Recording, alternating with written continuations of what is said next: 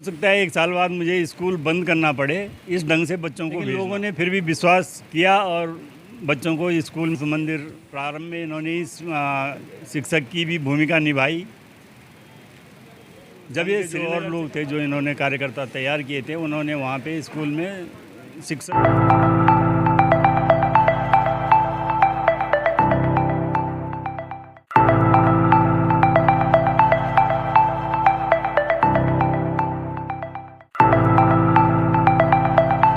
स्वागत है आपका दृष्टि न्यूज़ उत्तराखंड में। मैं आपके साथ संदीप पोईवाल। दोस्तों, जैसे कि आप जानते हैं कि हम समय समय पे आपकी मुलाकात करवाते रहते हैं, तो आज भी हम आपकी मुलाकात करवाने जा रहे हैं ऐसे शख्स से जो कि हमारे हरिद्वार सांसद के बड़े भाई हैं, वीरेंद्र रावत जी।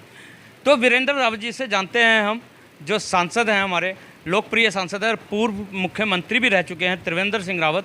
आपने देखा होगा कि बहुत सॉफ्ट और जॉली नेचर के हैं, काम करने वाले हैं, लेकिन वास्तविकता उनकी क्या है वो जानते हैं हम वीरेंद्र रावत जी से। जी नमस्कार वीरेंद्र रावत जी। नमस्कार जी, सबसे पहले हैं आपका बहुत बहुत धन्यवाद कि आपने दृष्टि न्यूज़ के लिए टाइम निकाला।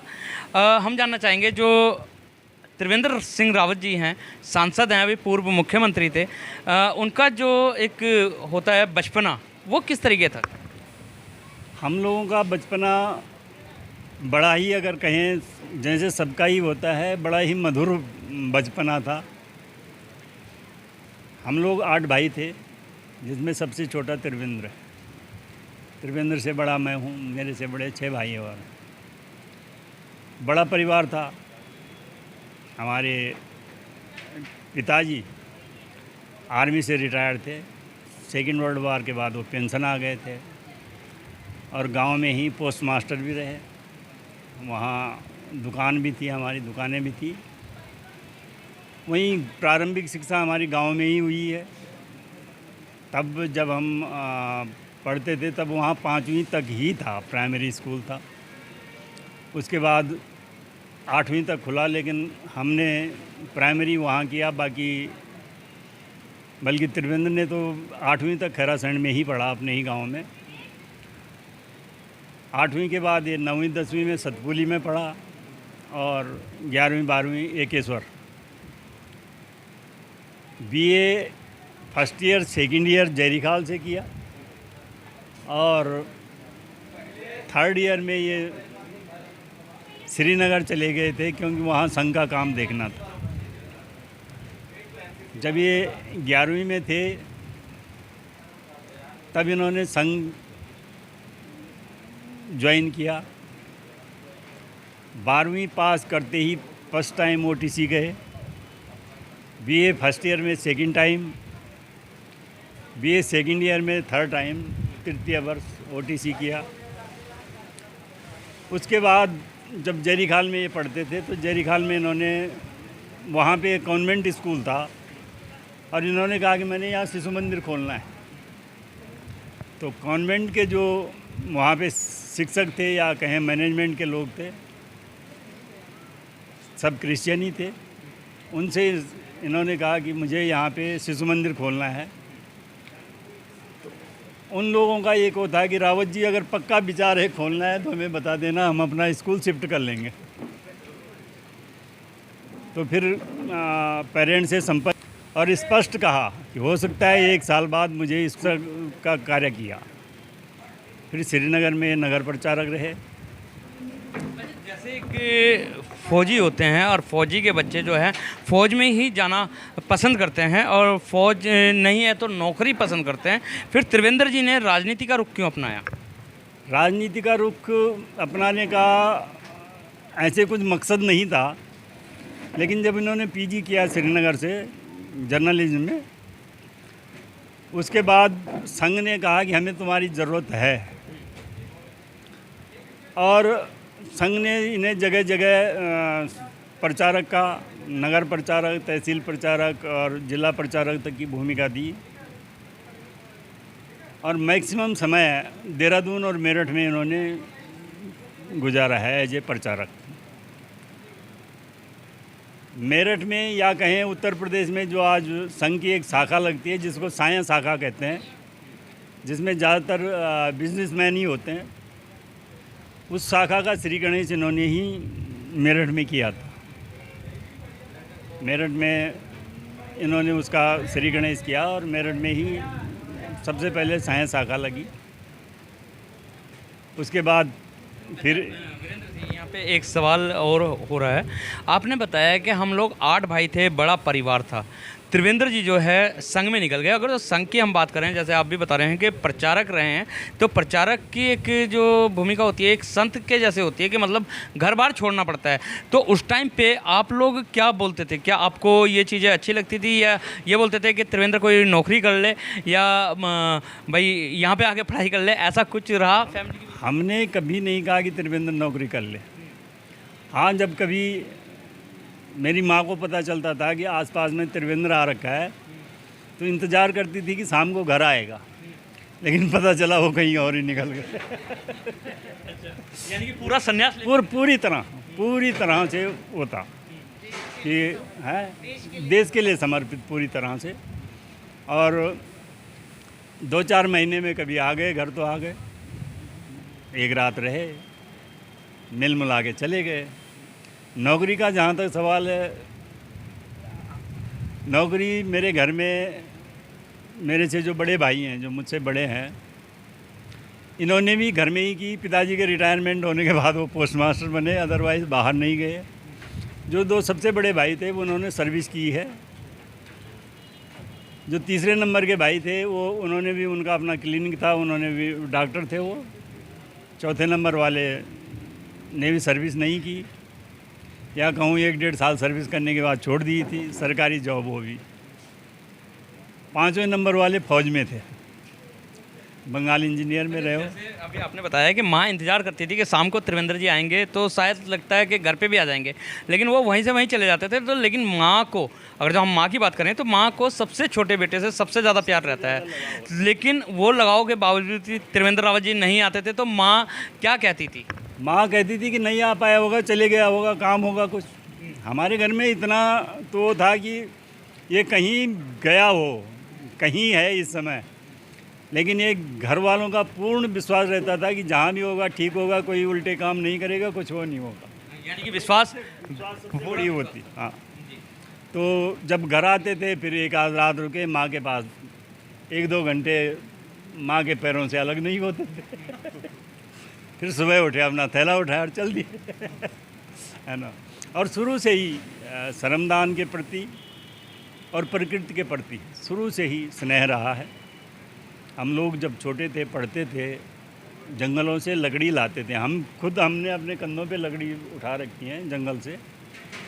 बल्कि हम भाभीयों को कहा करते थे, क्योंकि खाना तब चूल्हे पे ही बनता था, तो भाभीयों को हम कहते थे तो तुम जानवरों के लिए घास देख लो, लकड़ी की चिंता मत करो, हम 2-3 दिन में पूरे साल का कोटा रख लेंगे। और करते थे। तीनों भाई हम छोटे वाले, अगर 3 दिन जंगल में निकल गए, लाते सूखी लकड़ी, कच्ची कभी नहीं काटी, सूखी लकड़ी बस। गांव की अगर जो हम बात कर लेते हैं, गांव पहाड़ में आपका था और बहुत ज़्यादा उस टाइम पे, क्योंकि अगर तो दयनीय स्थिति की बात करें तो हम अभी भी पहाड़ की स्थिति बहुत ज़्यादा ख़राब है, उस टाइम तो और भी ज़्यादा ख़राब रही होगी। तो त्रिवेंद्र जी के मन में ऐसा क्या रहा कि मैं पहाड़ के लिए ये कार्य करूँगा? पहाड़ से जो भी, जिसने भी बचपन जहाँ गुजारा हो, मैं आप ही से एक बात कहता हूँ, अगर आपने बचपन हरिद्वार में गुजारा है, बचपन की आपको एक एक याद रहेगी। मुझे इस गली में किस चीज़ की कमी थी। जब आप सक्षम हो जाएंगे, पहले उन कमियों को देखेंगे। वही त्रिवेंद्र ने भी किया। और पहाड़ों में आज भी एक बात बता दूं मैं आपको कि हमारे जितने भी जनप्रतिनिधि हैं या जितने भी वो हमारे विधायक या सांसद हैं, अगर उन्हें जहाज़ में बिठा दिया जाए और कहा जाए गढ़वाल का एक चक्कर लगाना है, वो 2-4 गाँवों से ज़्यादा किसी का नाम नहीं बता पाएंगे। और अगर त्रिवेंद्र को कहा जाए, वो हर गांव का नाम बता देगा। गांव में जो लोग हैं, जहाँ जहाँ उसके संपर्क हैं, वो उनके मकान तक बता देगा ये उनका मकान। अभी वीरेंद्र जी, जैसे अभी त्रिवेंद्र जी को देखते हैं हम, बहुत सॉफ्ट नेचर के हैं, ऐसा लगते हैं बहुत गंभीर प्रवृत्ति के हैं। तो क्या बचपन में भी उनका गंभीर प्रवृत्ति पे ही गुजरा है या शरारती टाइप के थे? देखो, बचपन में थोड़ा बहुत शरारती तो हर कोई होता है, लेकिन जब से संघ में गए हैं उसके बाद वो गंभीर हो गए। बचपन की ऐसी कोई शरारत जो आज भी परिवार वालों को याद रही? सब बचपन में शरारत क्या होती थी, तीनों भाई लड़ लेते थे आपस में, भाई क्या शरारत होनी है, तीनों लड़ लेते भाई क्या शरारत होनी है। गाँव में भाई शरारत होती क्या थी, ज़्यादा क्या हुआ, माँ ने घी रखा हुआ है तो घी पी गए। जैसे त्रिवेंद्र जी को कोई नहीं जानता था, संघ में रहे, क्योंकि प्रचारकों को कोई जल्दी से जानता भी नहीं है, अचानक से उन्हें मुख्यमंत्री बनाया गया, तो घर वालों की क्या इम्प्रेशन थे, किस तरीके से रिएक्ट था घर वालों का जब अचानक से मुख्यमंत्री बने वो? उससे पहले 2002 के जो चुनाव हुए थे उसमें त्रिवेंद्र विधायक बना था, 2007 में मंत्री बने थे, 2012 में बाय द वे चुनाव हार गए थे, 2017 में जब चुनाव जीते वो तो मुख्यमंत्री बने। घर वालों का रिएक्शन क्या होना था, सभी खुश थे, जानते थे सबको, मतलब ये वो था कि जो भी करेगा ठीक करेगा, तो वही वो रहा कि सब खुश थे, आए सब लोग पहुँचे यहाँ घर से और खुशी मना के अगले दिन फिर चले गए। तो मुख्यमंत्री काल में आते थे घर पे त्रिवेंद्र जी, या पहले की तरह ही बाहर? नहीं, घर पे जो हमारा गांव है, मेरे ख्याल से 4 साल में 3 या 4 बार तो गए हैं वो गांव में।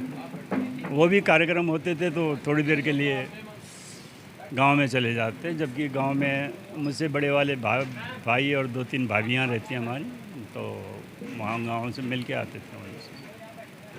अभी जैसे हरिद्वार के सांसद बने हैं, हरिद्वार दूर है गांव से आपके, तो अब भी जाना हो जाता है त्रिवेंद्र जी का या नहीं? दूर नहीं है, हरिद्वार से हमारा गांव और नज़दीक है। क्योंकि हमें घर देहरादून से घर जाने के लिए बाया हरिद्वार ही आना पड़ता है। तो अभी जाएंगे, घर जाएंगे, अभी गए नहीं लेकिन अब जाएंगे, अब बना रहे हैं प्रोग्राम थोड़ा सा। परिवार वाले हैं और आप बड़े भाई हैं, बोला जाता है कि बड़े भाई जो है बाप का दर्जा रखते हैं, क्या अपेक्षाएं, क्या उम्मीद है त्रिवेंद्र रावत जी से आपकी कि और उन्नति करें और ये और काम करें? जो जैसे होता है ना कि बहुत सी बार के आपके पास भी फरियादी आते होंगे कि फरियाद लेके त्रिवेंद्र जी से बात करो, हमारा ये काम करवा दो, तो क्या अपेक्षाएँ हैं आपकी त्रिवेंद्र जी को लेके? हमारा सही सच्चाई ये है कि जनता का जितना काम हो सके हम उतना कोशिश करते हैं, उतना करें। व्यक्तिगत काम जो मुझे जानते हैं, त्रिवेंद्र को जानते हैं, उन्हें पता है व्यक्तिगत काम आज तक न मैंने करवाया है न उसने किया है। लोग एक एक से अफवाहें उड़ाते रहते हैं। इवन जब त्रिवेंद्र मुख्यमंत्री बना तो किसी ने इतना तक कहा कि उसकी वाइफ जो है वैसे ही नौकरी लगी है, बीटीसी या बीएड नहीं है। लेकिन आपको ताजुब होगा, मेरे घर में एक उत्तराखंड सरकार में नौकरी करती है, वो त्रिवेंद्र की वाइफ है। दूसरा जो थी वो फरवरी में रिटायर हो गई, वो मेरी वाइफ थी। और इनकी सब 90 से पहले की सर्विस लगी हुई है। लोग अफवाह उड़ाते हैं, बहुत उड़ाते हैं। बाकी हमारे परिवार में कोई भी उत्तराखंड सरकार में नहीं है। एक भतीजा आर्मी में है आज भी, एक भतीजा सेंट्रल गवर्नमेंट में है, और बाकी सरकारी नौकरी पे है ही नहीं। तो बहुत बहुत धन्यवाद आपका हमारे साथ चैनल में जुड़ने के लिए। ये थे हमारे साथ त्रिवेंद्र सिंह रावत जी के बड़े भाई वीरेंद्र रावत जी, जिन्होंने बताया है कि अफवाहें तो फैलती रहती है, लेकिन त्रिवेंद्र जी और साथ ही हम ना तो किसी का व्यक्तिगत काम करते हैं और ना ही हम करवाते हैं। रही बात जितनी भी जनता है उनका काम हो, उनका विकास हो, यही आशा और उम्मीद हम रखते हैं त्रिवेंद्र सिंह रावत जी से। तो इसी के साथ बने रहिए, दृष्टि न्यूज़ में मिलवाते रहेंगे इसी तरीके के खास शख्सों के साथ। जब तक के लिए दीजिए इजाज़त। जय हिंद, जय भारत, जय उत्तराखंड।